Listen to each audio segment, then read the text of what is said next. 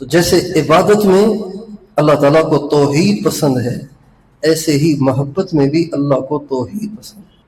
ہم محبت میں بھی توحید کے قائل ہیں فراز، ایک ہی شخص کو محبوب بنا رکھا ہے۔ اللہ تعالیٰ ہر بندے سے، ہر بندی سے یہ چاہتے ہیں کہ اس کے دل میں اللہ کے سوا کچھ ہو ہی نہیں، نہ اسے پیسہ کمانے کا شوق ہو، نہ اسے حسین چہروں کو دیکھنے کا شوق ہو، نہ اسے لوگوں میں مشہور ہونے کا شوق ہو، نہ اس کو اپنے فالوور بڑھانے کا شوق ہو، نہ اس کو بلے بلے کا شوق ہو۔ اسے شوق ہو تو اس بات کا ہو کہ میرا رب مجھ سے راضی ہو جائے، اللہ مجھ سے خوش ہو جائے۔ آج کم قسمتی سے پتہ نہیں کن کن چیزوں کو ہم نے منزل بنا لیا ہے، اپنا مطلوب بنا لیا ہے۔